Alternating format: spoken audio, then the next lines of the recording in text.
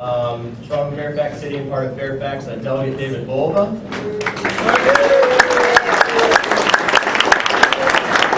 are in Braddock District, the Braddock District School Board member Megan McLaughlin. Next week will be the forum on Tuesday, which will be run by the Fairfax County Chair, Stacey, and then also the Fairfax City Chair, Patrick. So both of you. Congressman Jerry Cohen was going to try to be here this evening. He wasn't able to make it, but he sent his chief of staff, James Walkerson, instead.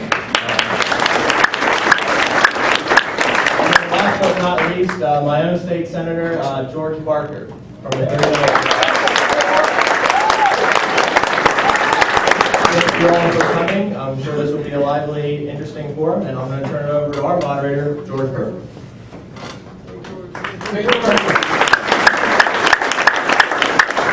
Welcome to the forum for the candidates for the Democratic nomination of Sheriff of Fairfax County and for the City of Fairfax. I want to thank both Matt and Morgan and the Fairfax Young Democrats for putting this event together in advance of the Fairfax caucus on the 23rd, which will be selecting our Democratic nominee. You will have an opportunity to put questions into the hopper. The YDs will be around with index cards, and we will collect index cards for the first 20 minutes. We will look at your questions. The best of those questions are the ones that we will ask. The rules here are simple. Have you guys flipped a coin already in terms of who goes first and last? Why don't we do that right now? If somebody has a coin handy. Frank, I'm going to let you flip, and who wants to call? Ladies or gentlemen? You call it in the air? All right, we'll let the ladies call. Call it in the air. It's tails. All right, tails. Mark, that means you have the opportunity to go first and then last, or second and then first. I'll go first. Okay, so you will go second. You will go first and last. All right, Mark. Let me just go through the rules quickly. They're very simple. The candidates flip their coin now. They will take turns in the order that they answer the questions. The opening statements, they'll each have 3 minutes. Mark is going to go first on this. I will ask them questions as the moderator. Some have come from people in the audience already. Some have come at the suggestion of the candidates. Each of the candidates will have 2 minutes to respond to that question.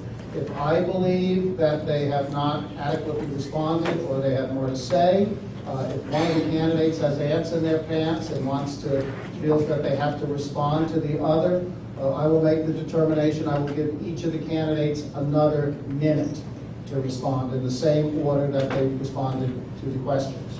We will call those rebuttals. I don't anticipate we'll have too many of those. I don't want to do them every time. It takes up too much time.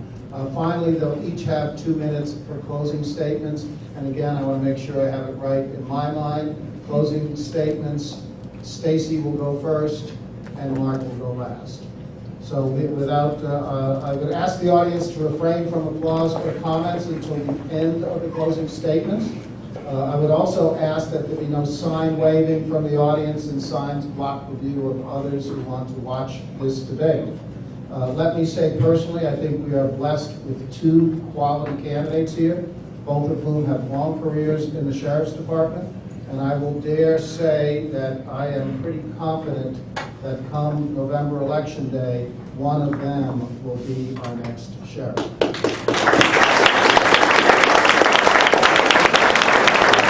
Without further ado, let's move on to the opening statements. Good evening. Good evening, everyone. My name is Mark Seitz, and I'm running to be the Sheriff of Fairfax County. I'd first like to thank the Young Democrats for organizing and putting this forum together tonight. I'd also like to thank all of you for coming here tonight. That tells me that you care about this race and you care about the future of the Sheriff's Office as well. I can't help but take a moment to acknowledge the Sheriff's Office staff that we have here, both deputies and civilian staff and some retirees.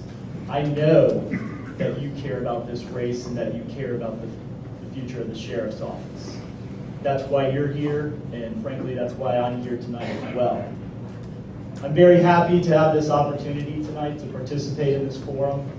I believe that what will play out this evening is that you'll get the chance to see the differences between Stacey and I and the differing views that we have on some of the issues in this race. And that's really important. That's what this forum is all about. It is my hope that by the end of the night that I will have earned your vote and your support for the caucus that is here at Woodson on the 23rd next week. It is also my hope that by the end of the night that you will view and see me as the most qualified candidate in this race. Thank you. Thank you, Mike. Please set that clock down.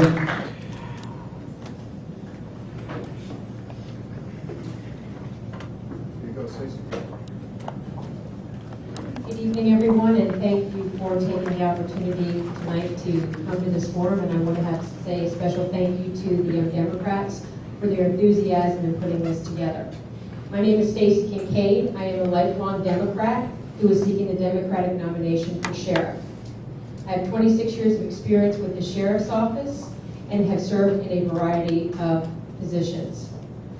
Three core functions of our agency consist of managing the Adult Detention Center, providing courthouse security, and the service of civil law process.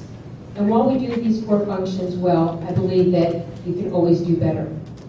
As the largest sheriff's office in Virginia, we should be the role model for the Commonwealth. My key initiatives are the following. The first one is to foster diversity. Our agency and our community is extremely diverse. Our agency should respect and reflect that diversity. And again, this is just not about color. It's about diversity of thought, diversity of our beliefs, and diversity of our beliefs.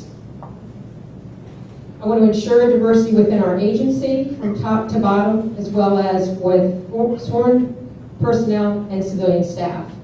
My second key initiative is engaging with the community. There's opportunities untapped that we can take advantage of and reach out to our community, working collaboratively. This includes working with the business community for trade programs with our inmates, the mental health community, as well as the substance abuse community, and figuring out ways to do better programs, the education community in terms of figuring out how we can bring more programs to our agency, and as well as the education program in terms of how well we do, as well as bringing children in and having them be introduced to the Sheriff's Office in the most positive manner. And the third is to bring the agency forward. Looking at the programs and the processes that we have, it's important that we ensure that we are running the agency in the most efficient and consistent with community safety. Thank you.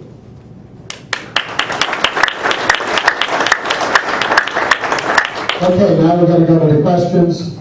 Stacey will get the first question since Mark went first in the opening statement, so we'll have Stacey go first on the questions. We both will answer the same question. I will, if the second candidate needs me to address the question again, I will, but I think it'll be pretty simple.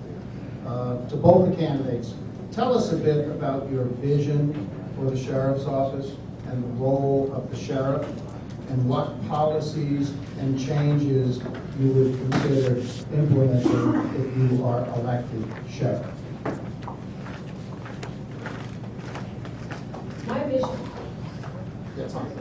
My vision is moving our agency forward and ensuring that we have promotion processes that are fair and equitable. I want to collaborate with our community and our internal stakeholders as well as external stakeholders. I want to develop better working relationships as well as establish better relationships with our union, our board of supervisors, leaders within the community, as well as families and groups of ethnic or minority status.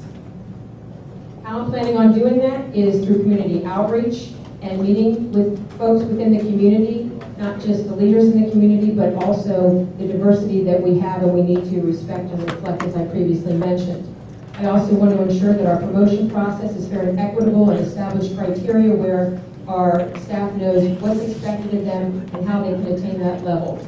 I want the promotion process to be objective rather than subjective.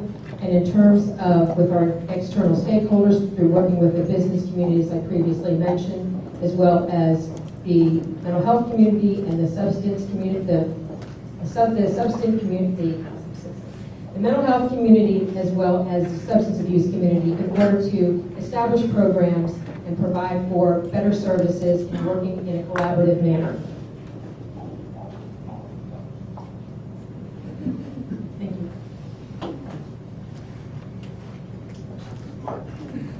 Okay, thank you.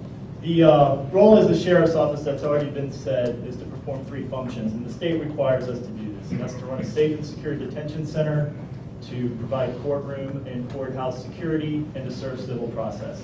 These are our core functions. This is what we need to focus on as the sheriff's office. That's how we help contribute to providing public safety in Fairfax County. We're very fortunate here. We have an excellent police department and an excellent fire department. They have their roles to play as well. One of the things that is unique about the sheriff's office, and it's the reason why we're here, is that the sheriff is an elected official, is a constitutional officer. So that does make us unique. But I believe the sheriff's office, being the largest one in the state, we need to operate like all the other county agencies in Fairfax County do. So what does that mean? That we follow the same rules, the same procedures that they do. Many of you that are here tonight know one of my first actions since being appointed sheriff on July 1st was to place all employees immediately under civil service protection, and I followed through with that. I think it's also important that we make sure that we do not duplicate services, that we do not try to enter into the realm of doing police work. Again, we need to focus on our job. I actively am involved at the county level. I go to senior management team meetings. I meet with the police chief, the fire chief, the deputy county executive in charge of public safety on a regular basis. So we're all communicating and making sure we're doing the right thing. For community involvement, we have a lot of community programs in existence right now, and they're great programs. They do a really good job. But these programs, we don't receive funding to put them on. We have to make room in our budget to do these programs. And as sheriff, we'll continue to do that to make sure that we are out in the community. But again, our focus needs to be on doing the 3 core functions of the sheriff's office. Thank you. Excuse, Mr. Sykes, can you talk louder, please? I'm sorry, I'm hard of hearing. Okay, thank you, both of you. Mark Seitz will answer the first question this time. Both of you have served some time in the sheriff's office. Both of you clearly have distinguished yourselves with promotions and the like through the course of your tenure there. Talk to us a bit about other things you have done in the community. How have you connected with the community? How have you worked in the community? What other public service or community functions have you maybe participated in during your years here in Fairfax County while you were working in the sheriff's office? Thank you. Well, first of all, for those of you who don't know, I was born and raised here in Fairfax County. I've lived here my whole life. I live in the Providence district now with my wife and 2 sons. Do an awful lot of involvement just by the fact that I do have 2 children, involved with their schools, both elementary and preschool at this point, and also their activity in local youth sports leagues.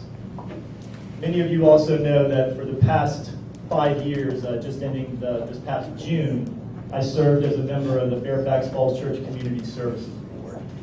And for my final year on that board, I served as its chair. And for those of you who don't know, the CSB provides valuable services to some of the most vulnerable people in our community. These are people who suffer from mental illness, have substance use disorders, or intellectual disabilities. And during my time on that board, I advocated at both the state and the local level for increased resources and services to this community. It gave me a lot of good experience. It gave me a lot of good interaction with our Board of Supervisors here in Fairfax as well. As sheriff, I intend to use that experience and that knowledge to do even more. I intend to work towards getting drop-off centers for people who suffer from mental illness or substance use disorders so that they're diverted and they don't automatically come to jail. And also focus on the reentry side as well, making sure that there are the proper supports and structures in the community for people when they're released from jail. I already mentioned earlier the involvement that the Sheriff's Office has with many community programs. 2 other boards that I do serve on as well are the Community Criminal Justice Board, as well as the Board of Directors for the World Police and Fire Games. So that is a general overall summary of my community involvement for the past several years. Stacey.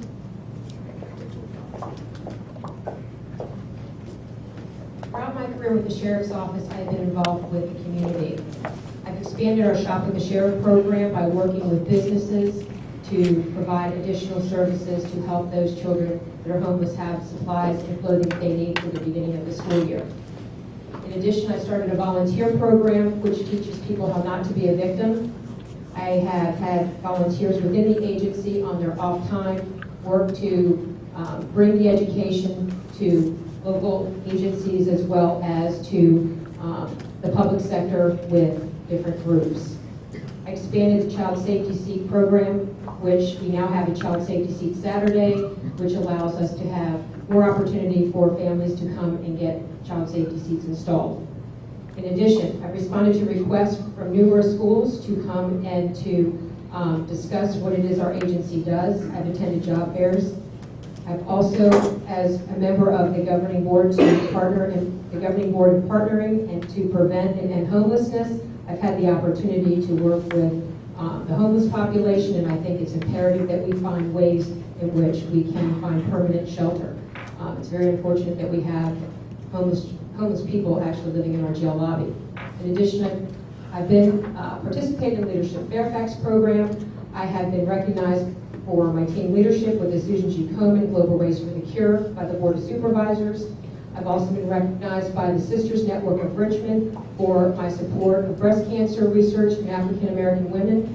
And I've also worked with a Board of Supervisors member to do a health assessment for seniors in local senior residential communities.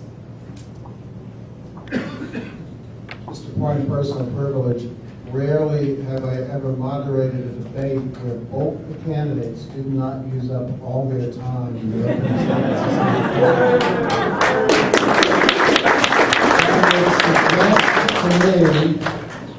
That we are dealing with two professional law enforcement individuals. They are not yet professional politicians. Moving on to the next question, in this same vein.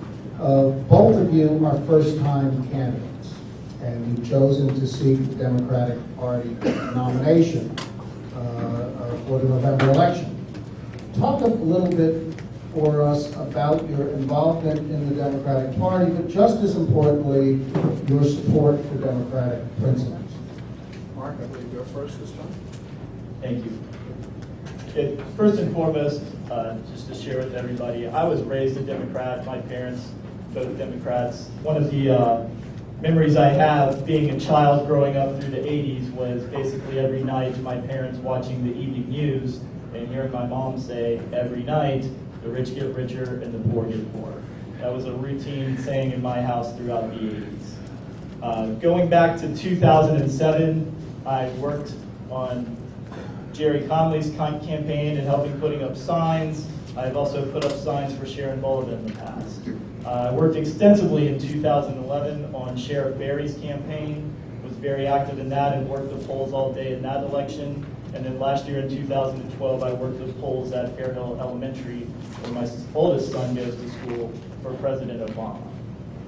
You're absolutely right about being a rookie at being a politician.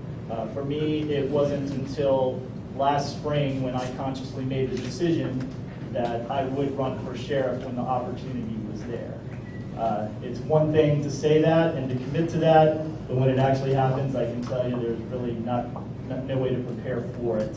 But it has been a fantastic experience. And I also would like to say that it was at that time, after I made that decision last year, when I joined FCDC and started going to the Providence District meetings and some of the other events that FCDC puts on throughout the year. Thank you.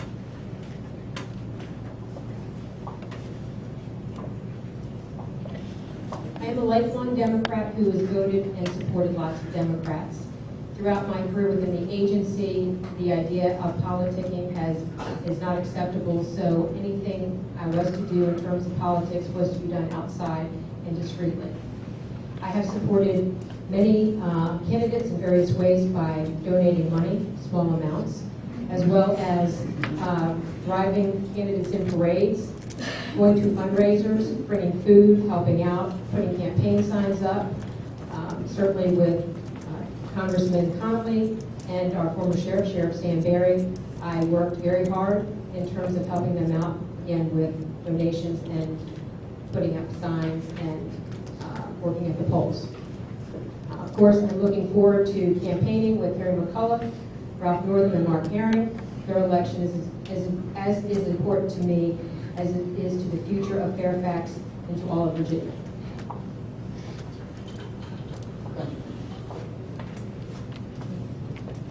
Over the last 3 decades, we have seen major changes in our county and our city. We have become more and more culturally diverse. When my kids went to Jeb Stewart, National Geographic said they spoke 69 different languages. We continue to become more diverse. It's added to the fabric of our county, and it's, quite frankly, helped our economy. So I pose this question to both of you. Stacey will go first on this one.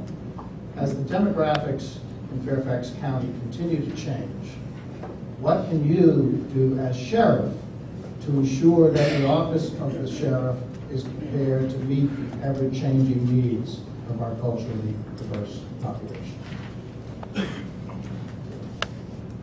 As I said previously, in terms of fostering diversity, I think it's very important that all of our employees within the sheriff's office understand the importance of working with different cultures and ethnic groups. Currently, within our agency, we do have training for cultural diversity. I would submit that although we do have training, we can always do better. In terms of our diversity amongst our staff, I believe that it should be inclusive of all levels, not just the entry level and not just the middle level, but in terms of our deputy sheriffs as well as civilian personnel. And I will submit to you that with our upper rank, which is our command staff who makes all of our decisions, that having 5 white males and 1 white female does not reflect diversity whatsoever. But in terms of how to change that, essentially, when one retires and focusing on providing opportunities as well as with our promotion processes and ensuring that they're fair and equitable, I think we can move towards making that change. In addition, I believe that it's very important that for our sheriff's office, for our agency to be successful, we have to collaborate with our community, we have to branch out. As sheriff, I plan to be involved, I plan to be listening and learning, and I plan to ensure that we have some type of relationship where it's functional and we're able to work together towards common goals. In addition, by a community outreach program through volunteers and encouraging folks to become to come and volunteer with our agency and even become part of our reserve deputy program, that would be another initiative that I believe would help with our diversity.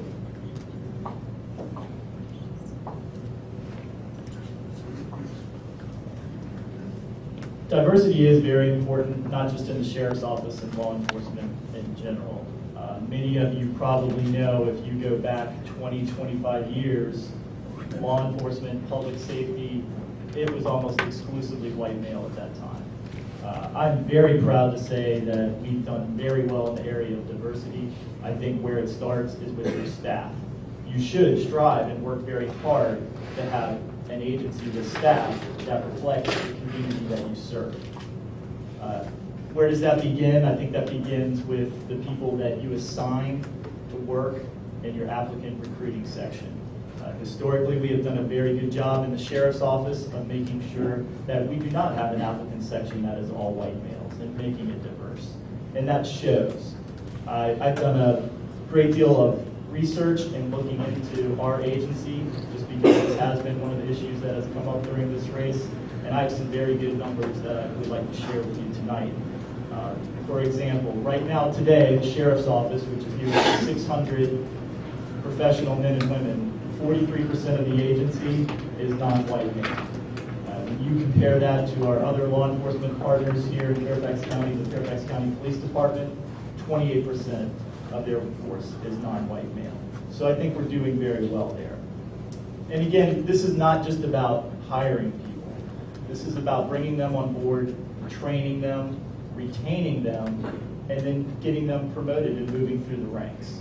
Again, so far, calendar year 2013, 42% of the promotions that the sheriff's office has done are non-white male.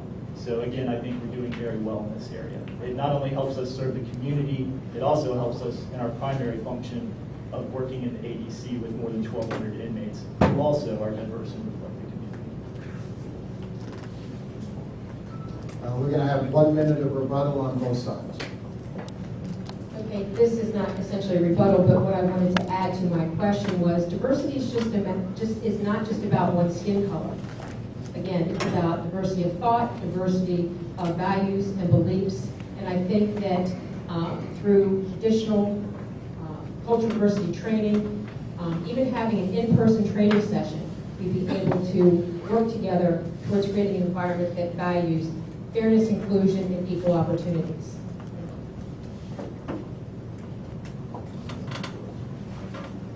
Yeah, in just response for that, I would say one of the things that Sheriff Berry did while he was sheriff was he worked extremely hard, some would even say too hard, at trying to focus on the sheriff's office leadership working in a collaborative nature.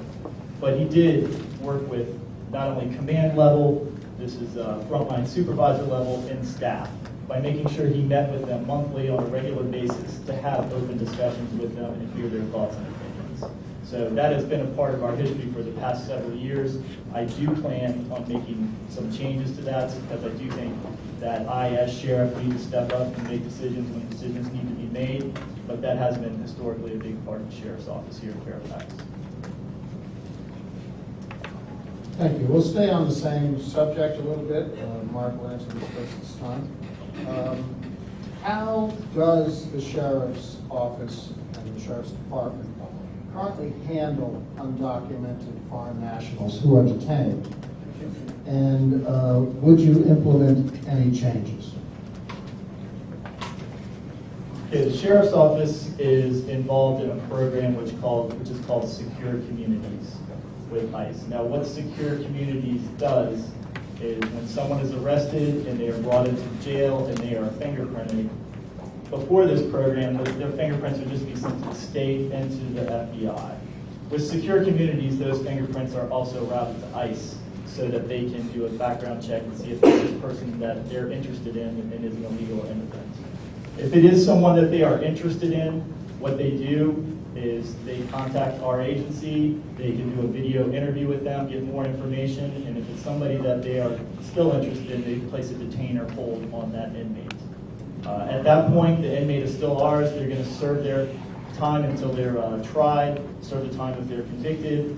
Once they're through with that release, if ICE is interested with them, we will hold that person for 72 hours, and that's the time that ICE has to come to respond to our jail and pick that person up and then work on immigration procedures with them. This is a very controversial program if you have not heard about it. ICE, originally when they proposed this program, and I should mention too, this is not an optional program. We don't have the choice of these fingerprints not going to ICE. We cannot opt out of this program.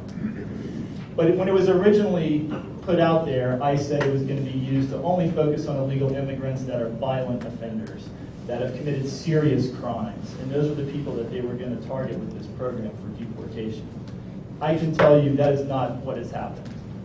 There are many times every day there's many inmates that go out, ICE takes them, that were not here in custody on violent crimes. I have, in one of the interviews I did during this campaign process, I am more than willing as sheriff to advocate against this program. But again, it is not something that we can opt out of at this time. I'd like to say that the Secure Community Program we've been participating in it, and I just found out that our involvement just last month, instead of contacting ICE for each individual that comes in, we now have an immigration officer that has 24/7 access to our facility. And while we certainly do not participate at the level as Prince William County or Frederick County, Virginia, I believe that our limited role in this is as such, and the process, again, when somebody comes into the jail, they're booked in, everybody's fingerprinted, and run through visa and NCIC, and again, that's when the information of that individual is turned over to immigration. As is mentioned previously, this is about those individuals who are charged with major crimes to include drug crimes, murder, robbery, rape. So I don't believe that we should be delving any further into this.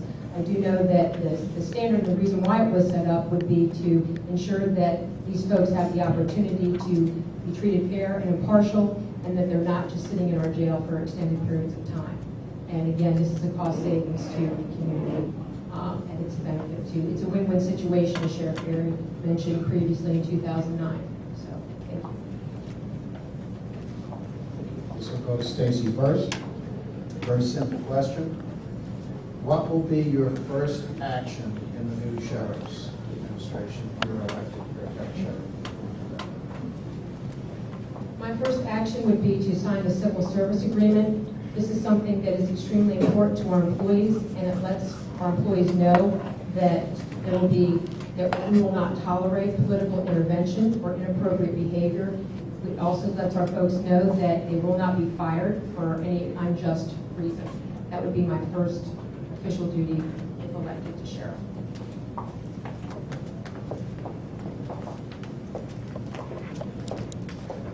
Well, having just experienced this 17 days ago, I can tell you that that was my first action, to make sure that civil service was in place and all of our employees were protected. I also have done several other things and have committed to several other things as well. Another one being pay parity. I think it's very important that our deputies and our staff are compensated fairly, and they should be compensated at the same level as Fairfax County police officers. I also committed to making substantial changes to our promotion processes. The next promotion process we have coming up is for Master Deputy Sheriff, and I've already started the process of looking into that and reworking that process so that our staff feel that the process is objective, it is fair, and it mirrors what other agencies in this region are doing. I have also talked extensively about the work I intend to do with people who suffer from mental illness and people who have substance use disorders. Again, focusing on jail diversion, so people that have these problems, that they are not taken directly to jail. Right now, the Fairfax County Adult Detention Center is the largest non-refusal mental health facility in the region. And that's a big problem. It's a big problem for the people who suffer from illness, and it's also a big problem for our staff as well. So we do need to focus on that. I've also talked about reentry. Tomorrow morning, I have a meeting with the director of OAR, Opportunities, Alternatives, and Resources, to begin that conversation about focusing on reentry and what we can do to help in that area. Again, by making sure that people have the supports and structures in place when they're released from jail, that's critically important. That's going to help lower recidivism. That's going to help make our community safer, and ultimately it's going to be a savings to taxpayer dollars as well. And lastly, I would just like to say, all of this is important, it truly is, but again, nothing is more important than focusing on our core functions of the jail, court security, and civil process. Okay. In terms of pay parity, this has been a goal for the Sheriff's Office for many years. For many years, our agency continues to compare. We continue to compare ourselves to the local police department. We are not the local police department. We have a very different role. And I believe that as long as we continue comparing ourselves to the police department, we sell ourselves short. Given our economic climate, I do not feel as though it's prudent to go and seek an increase in our employees' salaries at this time. However, we still need to work on improving the salaries of all of our employees within the Sheriff's Office, and that also includes our civilian staff. As the economy improves, this is an opportunity through educating our community about what the Sheriff's Office does and provide a better opportunity for improved compensation.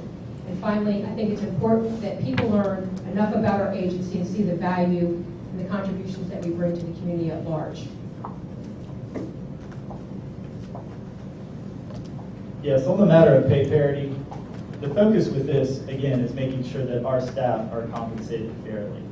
And it's not about trying to say we're the same as police officers or we do the same job. We absolutely do not do that, and we've discussed that several times already this evening. But what is important is the methodology that the county uses to determine salaries, and that's to do market rate studies. And it makes a lot of sense to look at the surrounding jurisdictions and see what other police officers and what other deputy sheriffs are being compensated. And I can tell you right now, if you look at the surrounding jurisdictions of Fairfax County, you will find those jurisdictions that have both a police department and a sheriff's office they do compensate their police officers and their deputies at the same rate. If there is a difference, it's a matter of only a few dollars, and I think we need to be the same and do that here in Fairfax County. Thank you. This one will be Mark first. Stacey second. What, in your view, was Stan Barry's most important accomplishment during his tenure as sheriff? And also, is there anything that you would do differently than Stan did as sheriff? Well, having started with the sheriff's office in 1995, I had the opportunity to work for Sheriff P for 5 years, and then since 2000, when Sheriff Barry took office, worked with him. And overall, I don't think there's anyone in the agency that would say he didn't do an awful lot. But if you really have to boil it down to one thing, I think really what he did for the sheriff's office was he brought it into the future, and he created a very professional organization. That's not to talk bad about how the agency was before then, but it was extremely noticeable. The other thing that he did a really wonderful job with was getting the staff and everybody involved in pushing the agency forward. It wasn't just him that was driving the bus. He got everybody to get on the bus with him and move the agency forward. In terms of biggest changes, I've already touched on one of them, and it's one of those, I understand completely the reason for why we ended up with the promotion process that we've had since 2007. But reality is, talking to staff, it's been extremely frustrating for the people in the agency. I think we've promoted a lot of good people, but I think we've also left a lot of people in the agency disenfranchised, and that's a problem. What our staff wants and what I'm going to be working towards to make sure that they have is a promotion process that's in line with what others are doing around us. Whether it's doing assessment centers where we have people from outside agencies come in. The main two things that people want, and it's very reasonable for them to say this, they want the process to be objective and they want it to be fair. And I think as sheriff, I owe that to all of our staff to have fair and objective promotion processes. One more minute. Oh, I'm sorry. I was first.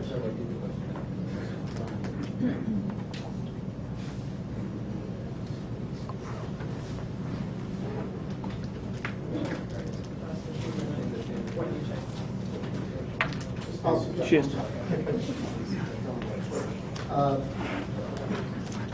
What do you believe was Stan Barry's biggest accomplishment during his tenure as sheriff? And are there any policies that you would change? Throughout my career, I've had the opportunity to work in for three different administrations. When Sheriff Barry was elected, I believe that we were very stagnant prior to that, and he did certainly create some good momentum with the staff and certainly with some of the programs that were implemented. What I would do different is, as mentioned previously, the promotion process, which again is very confusing, it's very subjective, and I think we owe it to our employees to let them know that we're going to have a very fair, equitable process, and it's also transparent. In addition, I would be out in the community, listening and learning. I would be available. I've had for the past 5 or 6 weeks had the opportunity during my campaigning to learn that many people are not aware that we have a sheriff's office, or if we do have a sheriff's office, that we appear to be disengaged and unapproachable. And that's something that I believe it's up to me as well as our agency that we can change this culture, we can change this perception. And by being out and involved, listening and learning, that's one way to do it. And as far as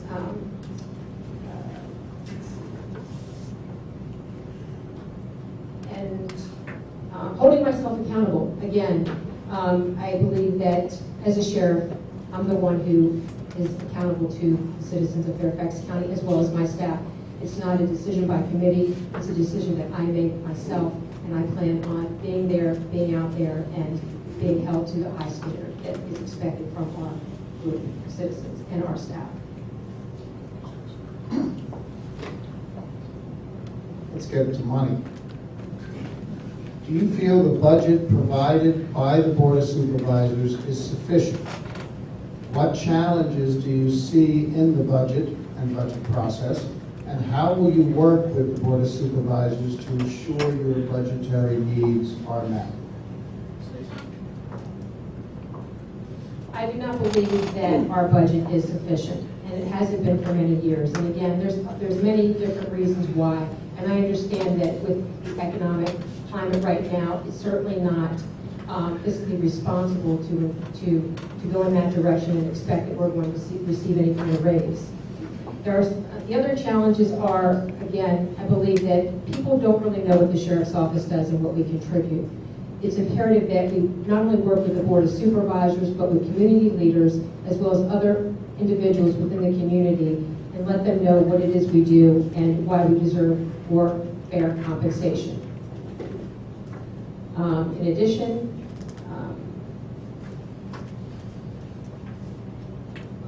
working with the Board of Supervisors, I think, is one of the biggest things that we need to do. We need to work collaboratively. We need to ensure that we have these positive relationships and, again, establish relationships outside of county government.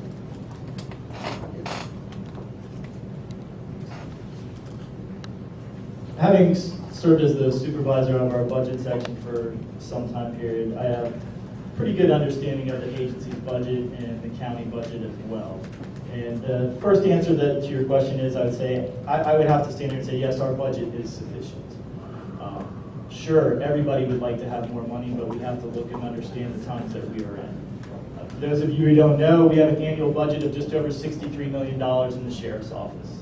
Again, it's a large agency, that's a lot of money. But what you need to do is understand where that money goes from there. Just over $53 million of that money is salaries for staff. So once you take salaries out, you're just looking at a little over $10 million for operating costs. Again, we have a very large jail in Fairfax County with over 1,200 inmates housed there at any time. It's expensive. Out of the $10+ million that are our operating costs, over $4 million is gone when you just take food and medical expenses for the inmates into consideration right there. So now you're down to just about $6 million. With that $6 million, I think we do a really good job in the agency. I know this fiscal year right now, we returned roughly $1.8 million to the county. Our costs are driven by the population in the jail. If the population goes down, we're going to be able to save money. If it goes up, it's going to get expensive. But working with the Board of Supervisors, I think, first of all, it's really communicating and making sure they know what the Sheriff's Office does. And many of them do have a very good understanding of the agency. I think we always need to try to be creative and find programs that can save the county money. The best program we have by far is our community labor force. This is a program where inmates are taken out into the community every day, and they mow grass, they rake leaves, they do landscaping. In the wintertime, they shovel snow. That program alone saves the county billions of dollars each year.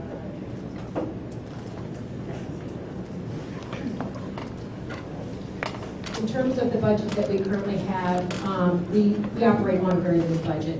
And what I can tell you is that I think it's, in terms of fiscal responsibility, someone that would step in and become the sheriff would review the contracts and expenditures that we currently have. I can tell you that an example would be an executive coach that we've had for several years that we pay over $100,000 for every year. And I believe that possibly reallocating those funds towards other areas, whether it's education, whether it's mental health programs, whether it's substance abuse programs, I think we'll get more bang for our buck. In addition, we do have a community labor force that does save us hundreds and thousands of dollars. We also have over 300 volunteers within our agency that also save us lots of money. Just to address the question regarding the professional facilitator, for the past 6 years now, I believe it is, we have had a facilitator that's come to our command group meetings. These are monthly meetings of all first lieutenants above in the agency. This facilitator has also done some frontline supervisor training for the agency and has also attended command staff meetings, which would be the top 7 ranking people in the agency. Since becoming sheriff, I have automatically stopped that facilitator from coming to command staff meetings. I am reviewing the process of our command group meetings in general, so there's going to be changes there. And I have already pushed back the supervisory training that she was conducting as well. So we have already saved significant funds in that area. Primary responsibility of the sheriff and the sheriff's department are clearly the court officers, and we have a vast court system here in Fairfax County, and also to oversee and manage the county jail and all the activities related to those who are detained. So the question is as follows. All of your sheriff's deputies are sworn law enforcement officers. What role do current sheriff's deputies play, currently the sheriff's deputies play in law enforcement? And in your mind, what role should they play in local law enforcement activities? Yes, all the deputies, we have roughly 530 deputies in the sheriff's office. They're all trained and certified law enforcement officers. They attend the Criminal Justice Academy here in Fairfax alongside our county police officers. Again, our primary functions are what we need to focus on.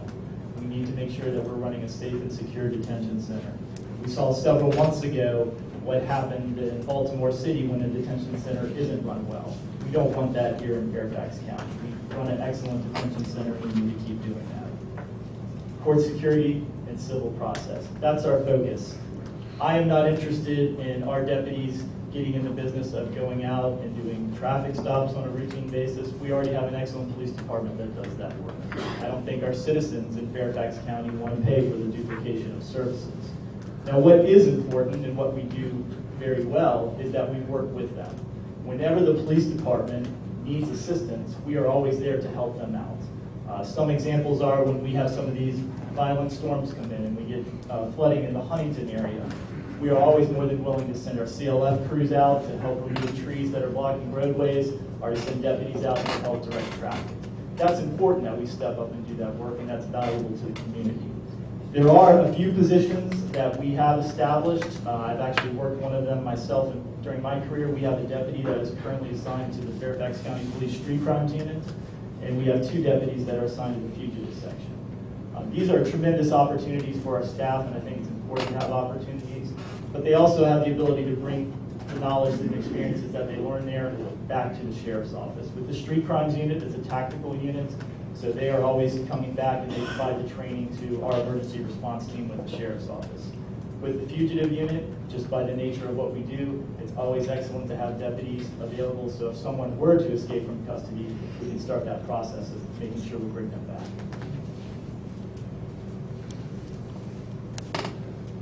Again, our 3 core functions are managing the adult detention center, providing security for the courthouse, and the service and civil law process. And I think it's great that people have the opportunity to assist with other agencies. As mentioned, we have 2 people assigned to the fugitive section. We also have one with the county police department. We've got folks assigned to the rural police and fire gangs. And again, we are fully staffed. And I think the most critical part is ensuring that we have enough staff to do our jobs and ensure that we are safe and ensure that we are providing the services that we are charged with.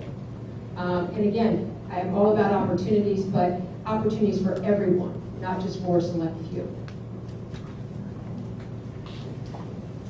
Here's another question from the audience. Federal Communications Commission is currently holding hearings on inmate telephone services and the widespread practice by telephone service providers of offering lucrative commissions in order to win exclusive contracts for prison and jail phone services. In Virginia, Delegate Patrick Hope of Arlington has proposed legislation to limit the amount of these commissions at Virginia prisons and jails. Will you support the efforts by the Federal Communications Commission and Delegate Hope to reform prison and jail phone rates? And would you support eliminating these commissions for telephone service contracts for Fairfax County jails, allowing those detained to be able to make more phone calls because the price would be low?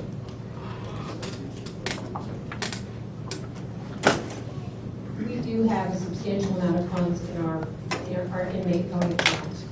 And I do support limiting the amount of commission. I do not believe that the sheriff's office should be profiting extensively on our inmate population, which lots of them are homeless, lots of them are indigent, and again, to take advantage of our inmate population at the expense of making lots of money, I'm not sure that's something that I would support, nor do I think it's fair or equitable.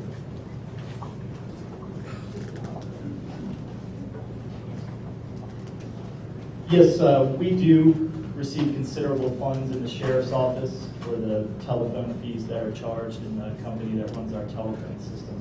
But what's important is that you understand and know what happens with that money. This is not something where we just take in the revenue and spend it how we want it. We actually apply that money primarily to capital projects in the agency. Two of the biggest areas where we spend those funds are replacing equipment in the kitchen in the adult detention center and in the laundry room in the adult detention center. Again, we run a very large jail with more than 1,200 inmates in there. We have a very large kitchen with incredibly expensive equipment in there. We have a very large laundry with incredibly expensive equipment in there. We have also used the funds to renovate areas in the adult detention center and make them better for both the inmates and to make them better for the staff that work in there 24 hours a day.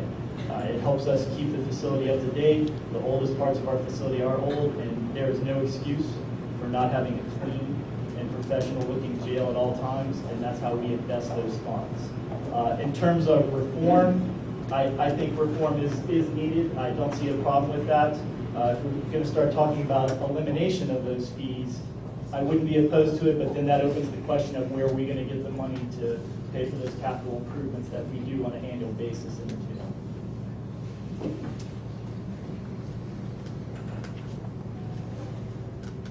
Although the sheriff and other law enforcement officers are charged with existing gun laws, not with making them, we know that the sheriff is, as a constitutional officer, can be called upon by our legislature certainly to offer, or our board of supervisors, to offer professional opinion, to testify when bills are being considered and introduced.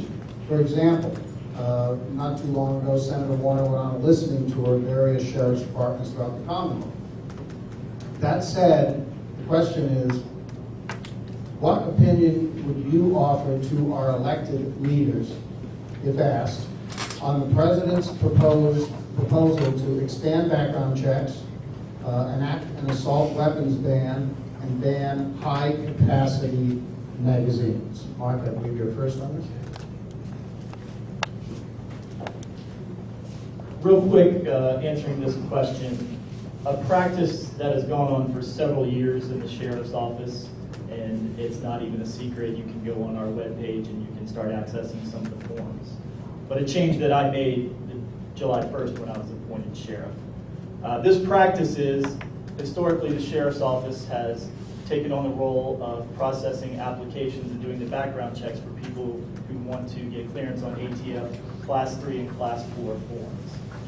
What do these forms do? They basically, once they're cleared, once they're approved, we sign off on the background check. Members of the community are able to purchase military-style weapons. I'm talking about machine guns, I'm talking about silencers, that type of weaponry. Again, I mentioned to everybody earlier, I do live here in the county. I have a 3-year-old and a 6-year-old son. Of course, I've carried a firearm now for almost 18 years on a daily basis. But I don't believe that these weapons have any part in our community.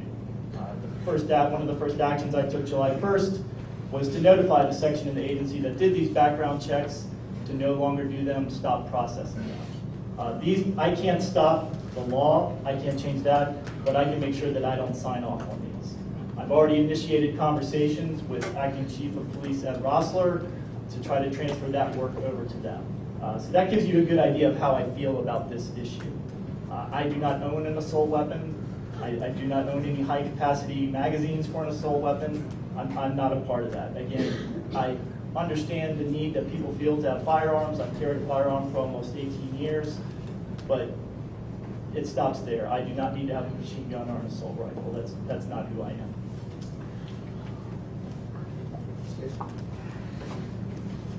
I As a law enforcement officer, I too have been trained and I do carry a weapon.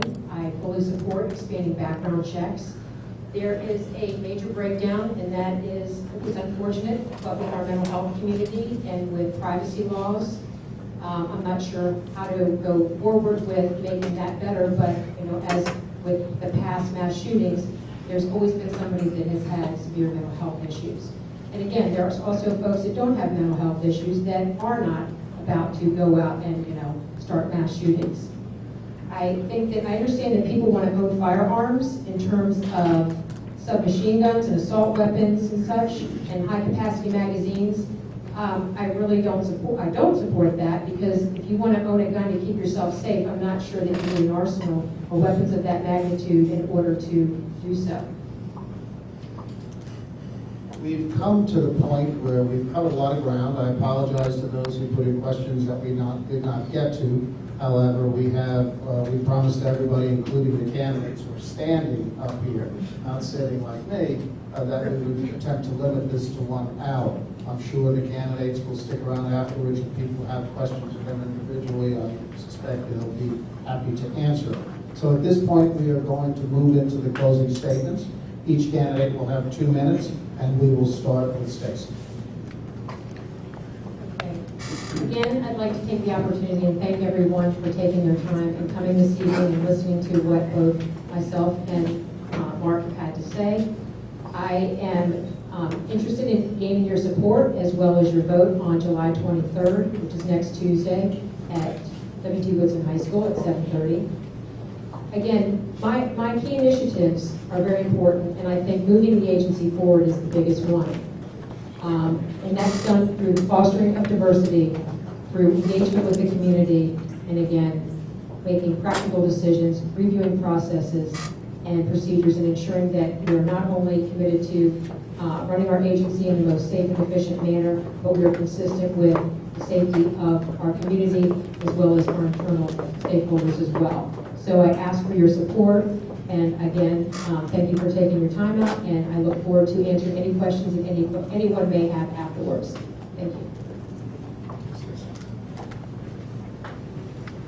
Yes, again, thank you to the Young Democrats for organizing and hosting this forum. I think it's really important. It's a great opportunity anytime that the candidates get to get in the same room together and talk about a race.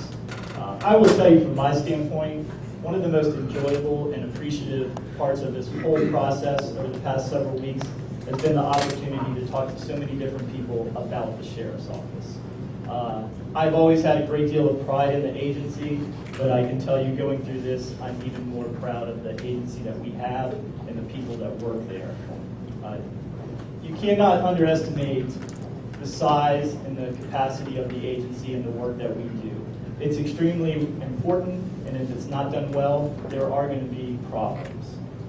It's a big responsibility. Again, I've only been sheriff for 17 days now, but I feel that I have the background, the knowledge, and the experience to do the best job of running the sheriff's office into the future. I too hope you all will come back here on Tuesday night on the 23rd. I hope that you got a lot of your questions answered tonight. I'll be here afterwards if you would like to ask me any questions personally. I'm willing to stay as long as possible to address those. And I hope I've earned your vote and your support in the caucus next week on the 23rd as well. But again, thank you all so much. It's a fantastic turnout. It makes me very proud to be running in this race and to have so many people interested in this race.